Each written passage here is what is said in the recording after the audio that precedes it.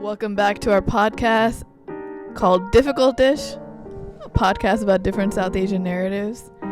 I am your co-host, Mahua Khan, and this is my co-host. I'm the co-host. My name is Mashnu. Mashnu what? Manure. Don't say your last name is Manure. Manure, a small alter ego. I have a regular at my coffee shop. He calls me Michael. Every day he calls me something different. He called me Michael. He calls me Nacho. The other day he called me Macho. He called me Mashu. Didn't he call you like Dwayne once? What? I thought he called you Dwayne once. No, he's called me Michael though. Alright, anyway. We're a podcast about different South Asian narratives. Welcome back, or welcome if this is your first time here. Before we get started, make sure to like and subscribe if you're watching the YouTube video. Helps a lot. If you're listening on Spotify, Apple, make sure to rate and review. Again, helps us a lot as a small little, podcaster. But today, what are we talking about? I don't know. How are you? Oh. No, today we're talking about when brown traditions become toxic. Yeah. You know what I'm talking about. This one came to you out of nowhere, right? A little inspo? No, honestly, it's plagiarized. It's plagiarized. Someone recommended it. Oh. Because I put on the story. I was like, yo, send in some episode topics. And I took it straight from there. Word for word. Word for word. See, this is how you know that we take feedback from you guys very literally. Because we asked you, what do you want to listen to? What do you want to see? And now here's an episode. So make sure to follow us on the Instagram. Yeah, I'll shout her out. But you want to talk about like the topic a little bit? Right. So today we are going to talk about various things, and you guys sent in so many responses on our Instagram on different toxic things in our culture. Fatima Sharik, shout out to you. Thank you so much for that recommendation. But we're going to talk about toxic things that make up our culture. And again, we don't want to generalize because we know that there are amazing families out there, amazing people out there that don't believe in these things and are breaking the cycle. But maybe we're going to talk about like the more traditional mindsets that are still prevalent in our culture now. Again, we're not saying that our whole culture is toxic. We're not saying that every single family goes through this, but we're kind of talking about like the overarching themes of like the traditional mindsets, you know? So it talks about like people pleasing, marriage, maybe your skin color, maybe weight and food, just different realms in our culture that maybe we should leave behind, Yeah, y'all went crazy. Y'all sent in like 14,000 responses. There were so many. Yeah. So like this episode, like we'll name a couple, but I think the most of the episode is just gonna be, name dropping some of the stuff that y'all said. Name because I couldn't think of a better word. It's talking about some of the stuff that y'all talked about because y'all got it. But make sure to listen to the end of the episode for emoji of the week. Yeah, only the real ones know. And maybe a hint for like our next week's guest episode too. Oh, we already got it recorded. It's already done. Honestly it's a great episode. I think it was a great time. Excited. We'll give you a little hint who it is. It's our first podcast experience, and that'll be a good episode. But it's at the end. It's our first stick tuned. Podcast appearance. Oh, appearance. What did you think I said? Experience. Same thing. Okay. Yeah. Okay. How are you? What's been going on? We know what's been going on. What's been going on? BD? Yeah, we woke up to some great news today. Go ahead, talk about it. No, you can talk about it. I walked in the door and I said, Joy Bangla. Joy Bangla today because we, at the time of recording, the Prime Minister of Bangladesh has stepped down from power. Wow. And there are amazing things to celebrate here because that means the student protests have won. The people who were, brutally killed, they didn't die in vain. There was actually some day. Huh? Oh, sorry. It's a historic day. Yeah, it's like a second Independence Day, basically. They didn't die in vain, right? So it's an amazing day, but now we're really thinking about who's going to be in power. Is this going to bring more corruption to Bangladesh? Is this going to lead to some other problems? But hopefully this is the beginning of like more great news. Yeah. Still early to say, obviously. It literally did happen a couple hours ago. That lady is out of here. She dipped. She fled. She dipped. What a time to be alive. So, that is great news because, it was a dictatorship, a tyrant, if you would. 15 years of her 15 years being crazy. in power.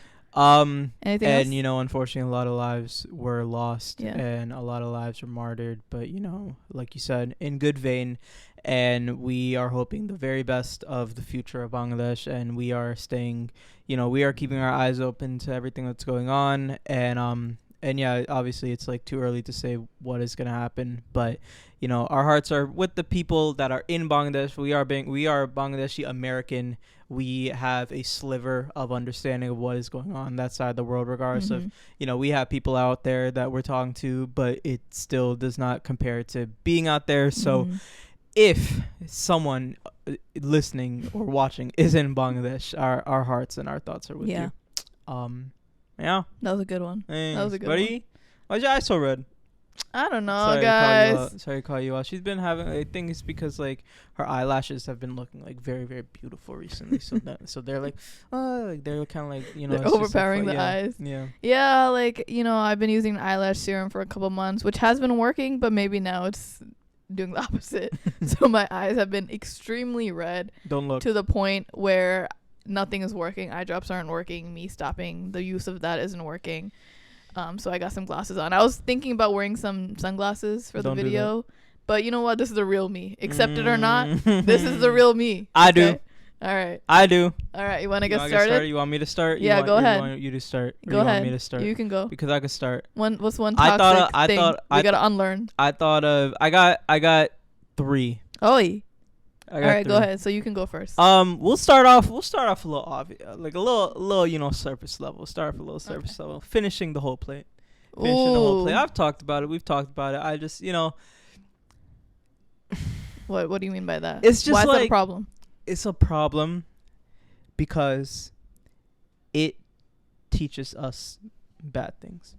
Like what? Because we, growing up, have been forced to eat everything. Hey, emphasis on everything. Even if we are full, we continue to eat, and that is not good. There are it's a so lot wild.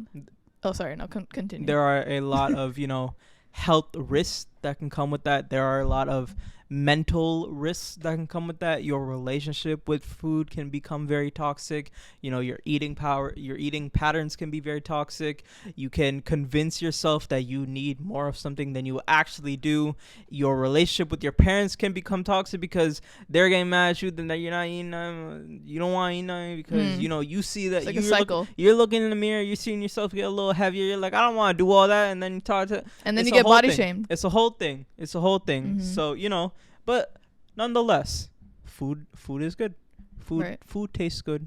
Food is also a love language. Our parents' food tastes great, right. So it can be difficult to tell them, no, I don't want no more. 1, because you don't want to make them sad. 2, because it's yummy. So you don't want to, you want to keep it. But anyways, I know all y'all relate to that. That's something that I have been unlearning in the last year of my life, because this is something that I was kind of conscious of, but not really my whole life, just my relationship with eating. But if you listen to my solo episode where I talked about my relationship with eating, great. What? You've been doing great. Thank you. I've just been more conscious about my habits with eating, my relationship with food, and having a stronger connection to it. It does not mean cutting out everything. It does not mean having the most restrictive diet in the world. It can be whatever it is, whatever you want it to be. Just first, it starts with being more conscious about what your relationship with food is, and that can help heal so many aspects of your life. But you know what? On top of that, it's so ingrained in us to also respect our elders and not talk back. And if we stand up for ourselves, it's kind of seen as disrespectful sometimes. So if we do get all this food, we're kind of told to just take it and eat it and not stand up for ourselves, because at the end of the day they put in hard work to make this food for us. It's a love language. But also, if you're so full beyond the capacity where you can't eat anymore and you're being forced to eat more and more and you can't speak up for yourself, it's just also intertwined with one another. We can't speak up against that, and then we're kind of getting guilt tripped into eating because they spent so much time and effort into making this for us. Or think about the people starving. That's why you should finish it. That's the one. I've always been told that. Or your dad worked so hard to put this food on the table and spent all his hard-earned money to bring this food for you. Why are you not finishing your plate, right? But it forces you to overconsume, and also kind of teaches you scarcity mindset. Oh my god, I have to finish all of this food because there are other people around the world, which is a good thing, right? It's good to be empathetic. There are other people around the world who don't have the food. or second, I might never get a plate of food again, you know? So the same thing as you, I'm trying to teach myself that it's okay to not finish my plate sometimes, because I'm grateful for the food that I had and I'm full, you know, and I can either put that food away for the next day or the next meal, or it's okay if I waste a grain of rice, you know? Something that we heard a lot. Yeah. You're a growing boy. I've heard that my whole life. I'm be 46. You're a growing boy. Where? Where am I still growing? You're a 56-year-old boy. You're still hearing that. But yeah. Yeah, that's a good one. Yeah. I mean, it's the most obvious one. No, it's not obvious. There's somewhere to start. I don't think it's all the things that we're gonna say. It seems obvious to us because we've done like actual self-reflection to kind of unlearn it and think about it. But I think since it's so ingrained in us and in our culture, it might just seem normal to people. Yeah. You know? So maybe it's not obvious. That's true. You know? I had this one, I'm not going to name drop, but there's this auntie. You never have to name drop. Like, I don't know why you, like. Nah, I have to, that's your first I tell instinct. that to myself because I naturally always do. I'm just Right. like, yeah, my auntie from this, whatever. Right. She was one of those aunties that, like, you would tell her that, like, you're full, and she would just, like, laugh it off. Like no listening, like just complete disregard of what you're saying, laugh it off and just like keep serving you like Yeah. Anyways, do you feel like my mom has gotten better with like yeah, absolutely. That's good. I think like the first time I met her she didn't give a shit because it's like my first time meeting her, you know, she didn't care, but at this point you know, she understands. Yeah, even the other day she asked me if I gave you the mangsha that she, like the chicken that she made or the beef that she made, and she made like kashi, right, from Eid, and like the shag and stuff that she made for you, and I was like, oh no, he's on a keto diet, so he's not gonna be eating like too much of like oily stuff right now. And she was like, oh, okay. She was like, oh, he's dieting. I'm like, okay. So at least she's more accepting of it, you know. Shout out auntie. Yeah, go ahead. But my next one also might be obvious to the naked eye, but I think it's good to have this conversation, especially in this generation.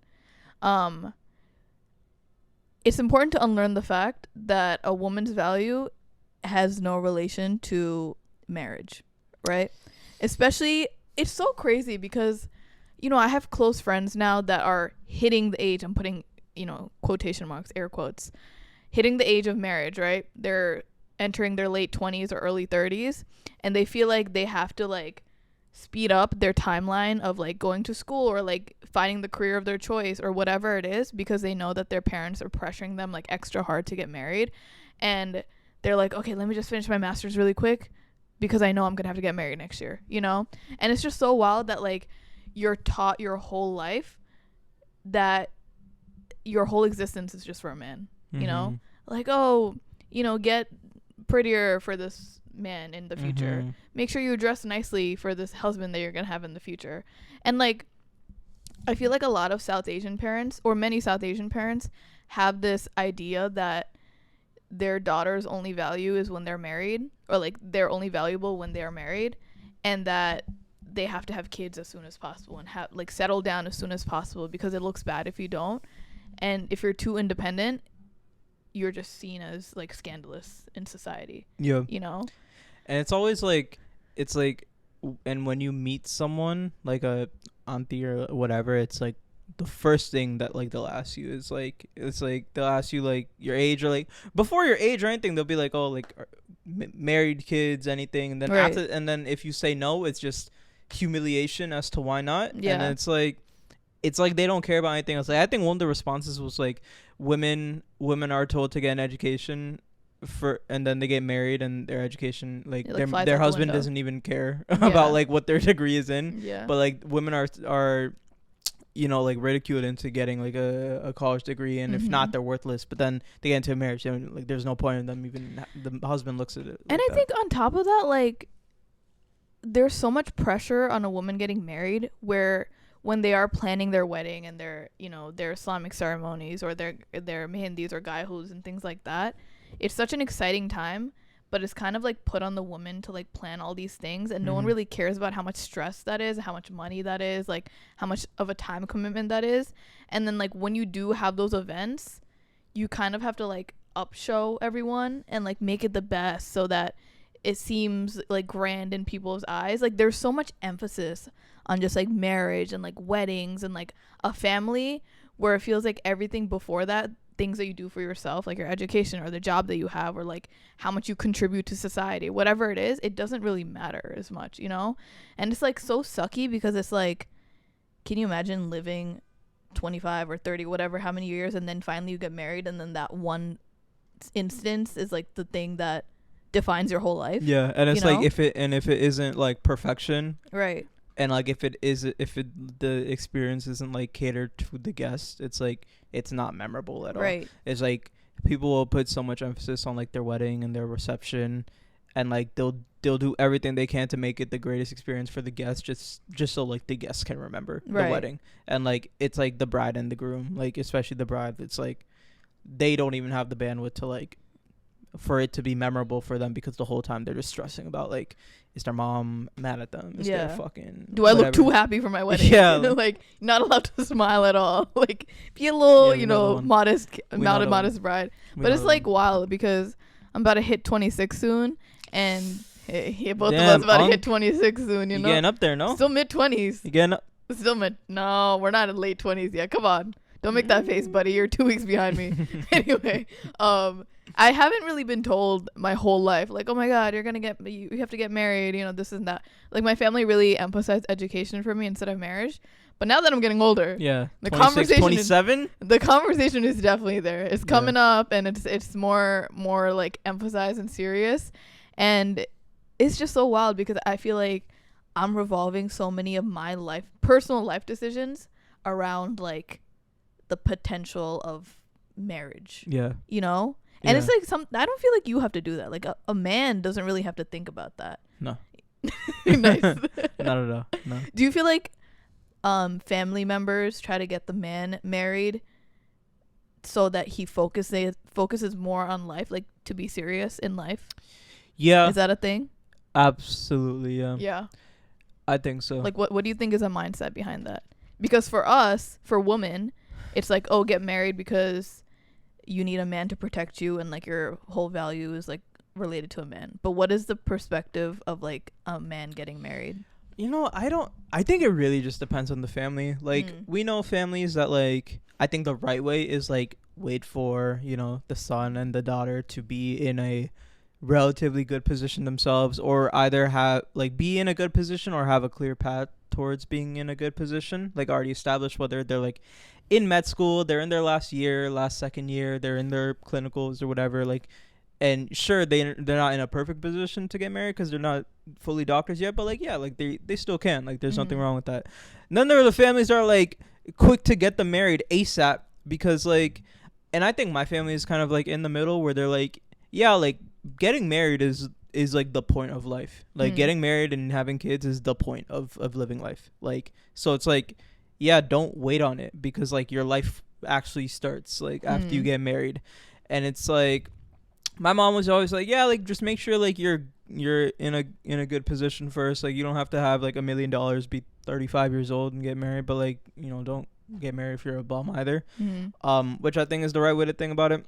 But I think I know so many families that were like leaning towards getting married on earlier, in like earlier 20s, 25, whatever, because it's like, yeah, everyone just thought that like that's the point of existing. Like in our culture, it's like you can't do anything, like nothing is fun about life until you're married. Like that is when you can people will finally accept the fact that you can do this and do that, and you know, having kids, and then, you know, like having kids I think are so important, because like it helps bring like a distant family together as well. Because like, you know, if like my cousin has a kid, I probably don't see my cousin too much now, but like if they have a kid, like now I got a reason to, you know, and then it kind of brings the family together. You know what my thing is? You want to hear like a woman's perspective on why some families try to force their sons to get married quicker?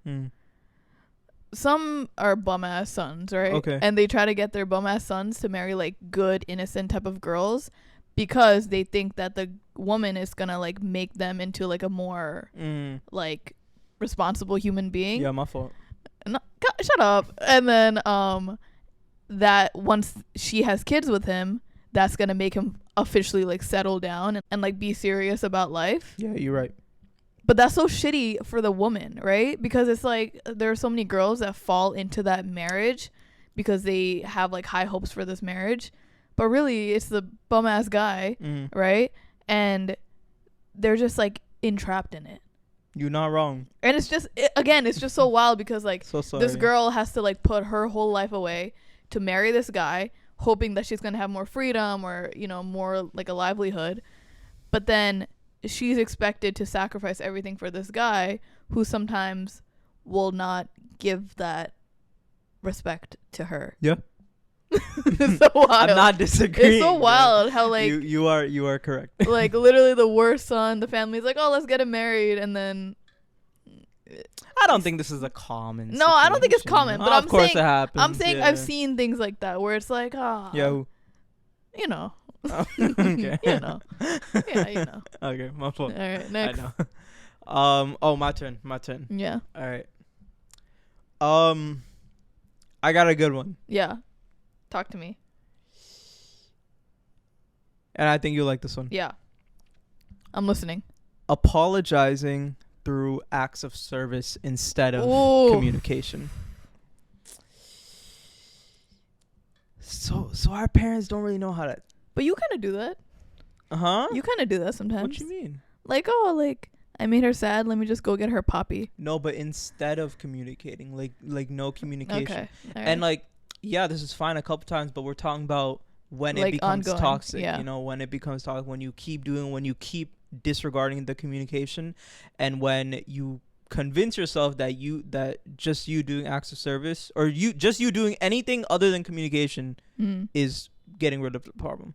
That's where it gets toxic. Like the plate of fruits. Y'all know the plate of fruits. My dad, when we would get him like angry or have a fight, he would just make me like a turkey sandwich or something like that. Which is fine, right? But it's like we're talking about when like too much of it, like too much. When you disregard the actual where there's problem. like no accountability at all. Exactly. Yeah, you can relate.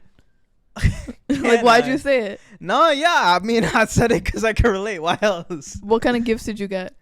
I got the fruit a lot. Yeah. I got the homegrown fruits. Yeah, just like a new T-shirt.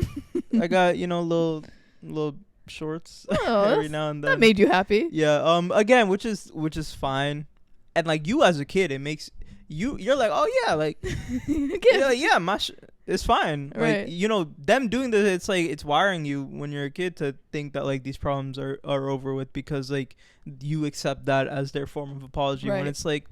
There is no acceptance of apology, like actually talking it through. Yeah. Like nothing can relate to that. Like, yeah, you could do other things, but it's like it's just extending the timeline of like the conversation that needs to happen.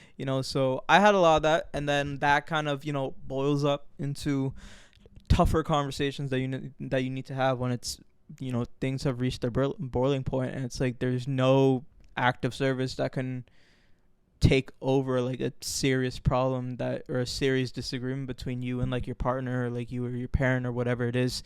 So yeah, man, I mean, like without to get into details like that, I think that's just like I dealt with that a lot. Do you feel like you ever implemented that in your life because you experienced it? Absolutely. Like you would give gifts instead of communicating? I think yes and no. I think yes, I did that, but I think no, because I think when you grow up with parents that say like they suck at doing something, you as a kid can either grow up also sucking at it or realizing that they suck at it and become good at it, And I'm not saying that you have to be one or the other. I'm sure there are things with your parents that like unfortunate traits you've inherited, and then traits that you've seen that you're like, yeah, I'm not gonna do that. Yeah, I think this is the reality of growing up as a kid with immigrant parents, right? And I think that was one. My mother sucked at communicating, and from a lot of my life I would also suck at communicating, but I would also at times it was really 50-50 for me. I think like I think with us, like, yeah, there'd be some things that like probably won't talk about, but there are other things that like I am first to talk about, or I am first to like want to communicate more on. Like, it depends on like what the topic is, whatever. So I think that's right. But yeah, I think that is like the reality of just like growing up the first generation is like you recognize where your parents like faults are, And some are just easier to, be better at than others, We kind of talked about this in one of our recent episodes where we talked about like self-reflection, right? And we're talking about how our parents might have had these faults and might have not communicated or done something in an unfortunate way, and we could have also adopted that, right? And we did. But it's also important to like recognize that what we adopted doesn't have to be the norm and doesn't have to be like constant in your generation and in the next ones, and like it's up to you to unlearn it, right? Yeah. Because I saw this one thing, and it was like, when you are the first person in your generation or in your family to start healing, you're not only healing yourself, but you're also healing like the next few generations after you. Right. Because if you're taking that uncomfortable and hard step towards that goal of like unlearning all of these like hard things, right? And like making those moves and like crying through it or being vulnerable through it, it's hard, but it's so worth it, to the point where you're fixing so many problems in the present and in the future, right?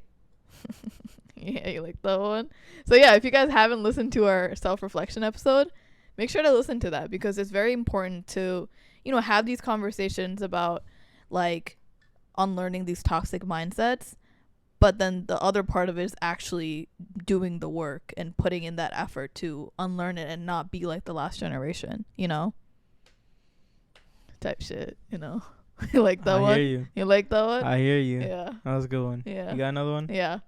So on the same vein of putting your worth with marriage. Oh. Right? Something we got to unlearn is the fairness. Fairness. Like lightness of your skin.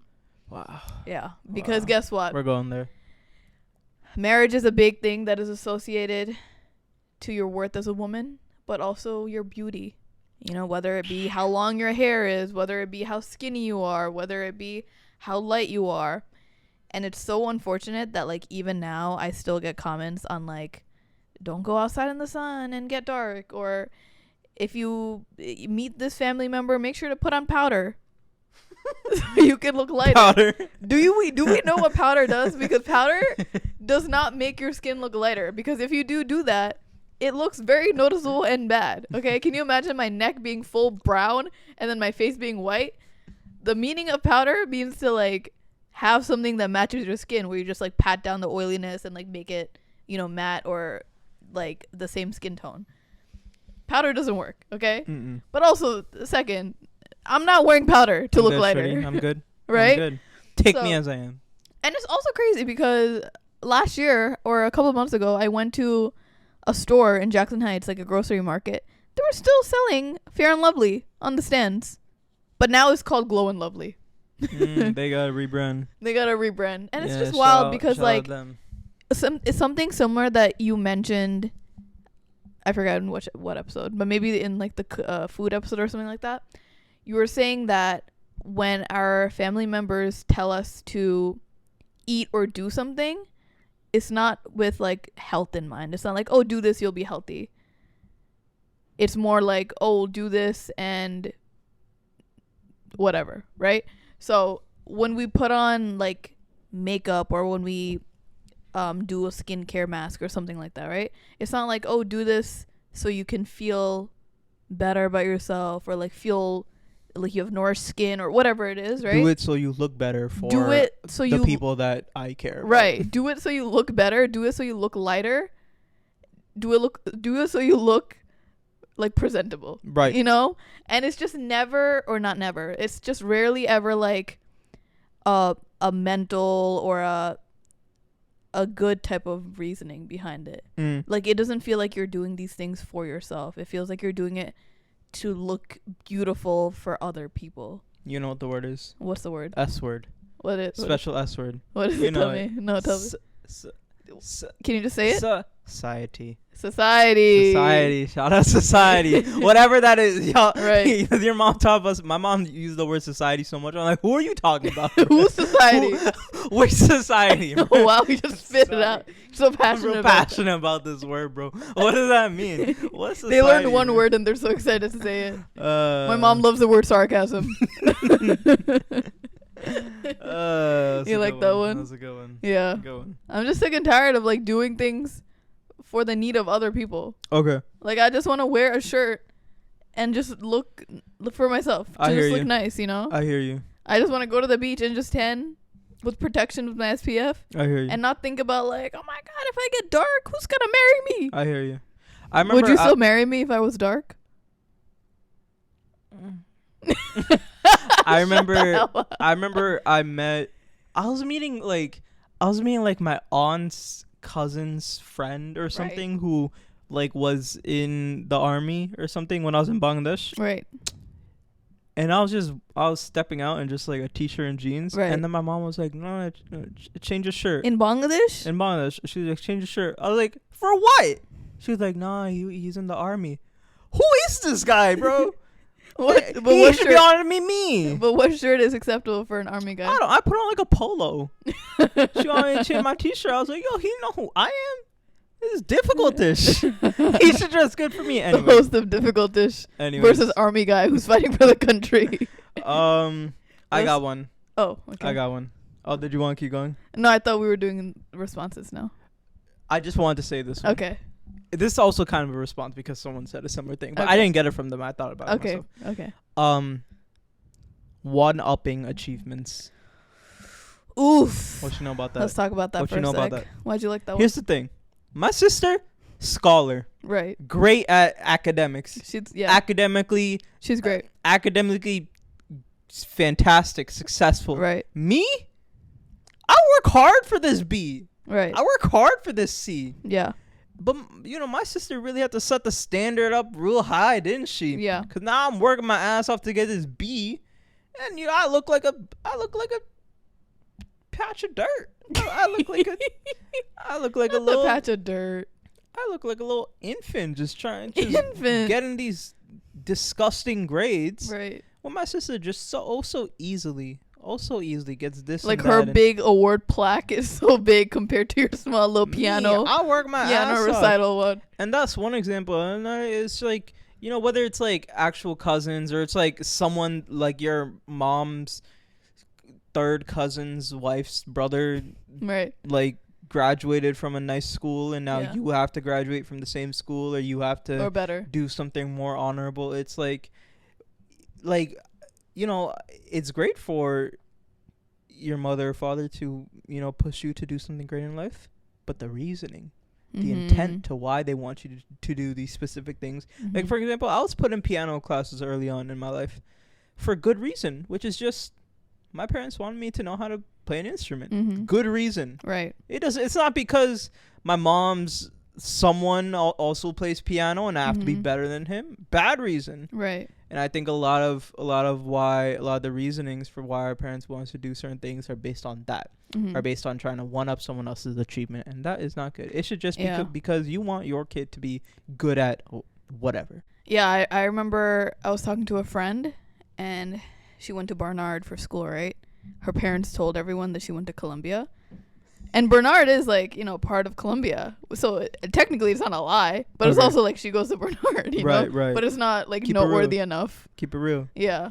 So it's just like, it shows you that you can work, because it's hard to get into either of those parts of, you know, like any school.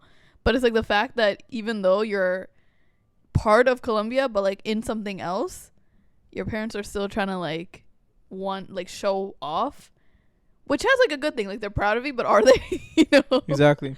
Yeah, there's like a weird form of like trying to one up. They compare you to everyone else, but then they have to make sure everyone knows how well you're doing, even if you're not, and just add some embellishments to it. You know, it's like and then you seek validation from other people.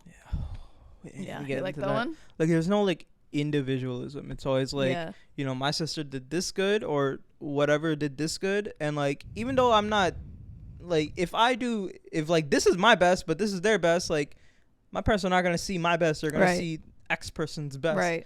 And it's like, no, like I live my own little life, like I live, you know, I got my own little experiences and like, I got my own little journey. I should be great on my own scale, right? Feel me?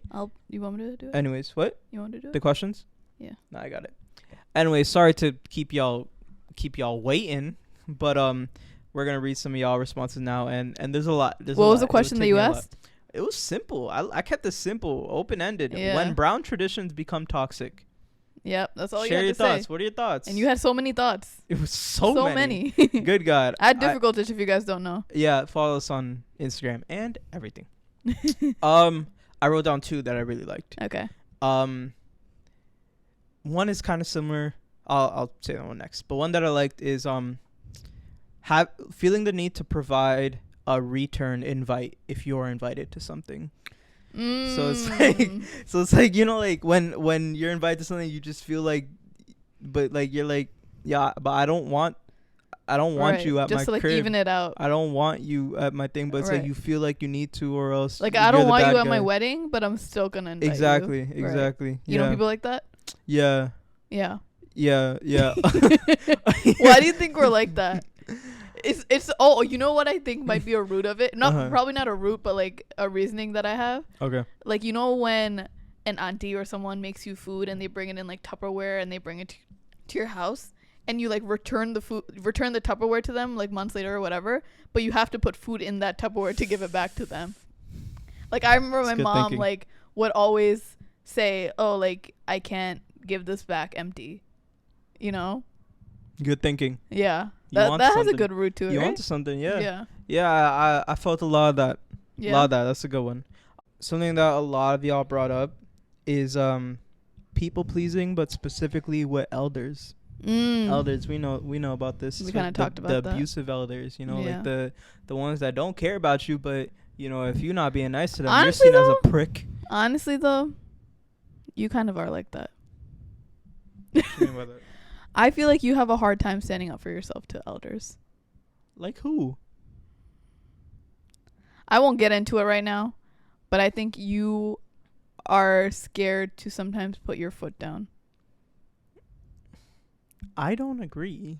Okay, well, I'm saying that there are people that like want to, you know, keep the peace in the family, and they want to just like not disrupt the ruling, you know. And then there are the people that like fully speak back and like put their foot down. And I feel like you lean more towards keeping the peace.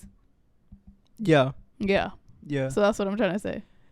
If it comes to, all right, so you tell me, would you rather so someone in your family pisses you off, right? Would you rather destroy the family or keep the peace? But I'm saying that you like speaking up for yourself doesn't always have to destroy the family. But no, say I have spoken up for myself and nothing has happened. So what's next? You speak up for yourself, the elder's like, okay. What's next? You either destroy the family or you leave it alone. I think if you spoke up for yourself and nothing has changed, then you did your part. Like, you don't have to like continuously go after it. But I also think it's up to you to like not contribute to like family like go to their family gatherings or like talk to them like the same, or you know, this and that. Which I've done. Okay. Like, I know what you're talking about. Like, I'm not gonna say on the podcast, but like I've done this. Right. If you're listening, we got a vendetta against you. Anyways, thoughts on the topic? Oh yeah, so the topic, yeah, we should unlearn that. I mean, we kind of see it with what's happening in Bangladesh, right? Like, a lot of people were scared to speak up against the ruler and just like the government in general, just like the higher up people. But now we see that the student protests are the ones that are like passing all of these amazing things for the future generations, right? And it's just important to like disrupt kind of the things we've been taught. And if you believe in something right, or if you want to speak up against something that isn't really the norm in our culture, whether it be about like gender norms or the way you dress or whatever it is, you should feel comfortable enough to do it. Or maybe right now it's not comfortable enough, but you should speak up about it to make yourself heard until it becomes the norm, you know? Yeah. That's my point. That's Good point. You know. Good point. Yeah. Right on the money. All right. Next one. Last one. Last one we got is dumping trauma as an excuse for your actions. No accountability. You ever done this? Yeah. And she's not lying either. Maybe it's not my fault. It's just I was hungry and then I was, tired. I had a long day. I forgot it. That's not trauma. That's just truth. Okay. Okay. We're just girls, At the end of the day, if we're hungry or if we're tired, sometimes mood swings happen. Yeah. At least we're accountable for it and we speak up. I don't know about that first. But like if you mess up and right when the other person tries to hold you accountable and you're like, but like my dad did this when I was 2 years old, so this is why I am the way I am. Right. That's not okay. That's not okay. Yeah, you know about that one. Do I? Come on. Let's not lie on the podcast. All right. Anyway, so thank you so much for listening. Do you have an emoji of the week? I don't have an emoji for the week, but if I did have an emoji, it would be the it's gonna be the gramophone. Okay, the gramophone, because it gives a hint to next week's episode and who the guest is going to be. So make sure to comment down below the gramophone if you guys listened this far. So do you have any 10-second advice? I mean, what's the hint? I'm not gonna say the actual hint. You should know from should the we just gramophone. Tell them, like, where it's the very end of the podcast. No. Well, I said I was gonna give a hint. That's the hint. A gramophone? A gramophone. What is a gramophone? It's the music player. The little like horn looking thing. Yeah, little horn looking thing. My 10-second advice for the week would be. My 10-second advice is to consider gua shaing your face if you want it to be more like chiseled and toned. I've been thinking about doing that more often now. I used to do it before. But sometimes from your side angle, you're not really like feeling it. So instead of like Botox or surgery or whatever it is, maybe think of some like Asian or like some holistic methods. Nice. My advice is invest in an umbrella. I thought you were gonna try say to get a nicer umbrella. I thought you were gonna say an actual investment or like something important. Your umbrella is probably a shitty umbrella. It's probably $6.99. Such a shitty piece of advice. Get at least like a $25 umbrella. And get the ones that like go in a little bit. Those ones. Those those are nice. Instead of the umbrella, umbrellas are usually like this. You know the ones that are like little bubbles. Like, that's a nice one. I need to get me one of those. Anyway, yeah, so you can forget it and lose it. Thank you guys so much for listening to this episode of Difficult Search. Please like the video, subscribe to the YouTube channel, rate the podcast, review the podcast, and tune in next week for our guest episode. We love you guys. We love you. Bye. Allah Hafiz.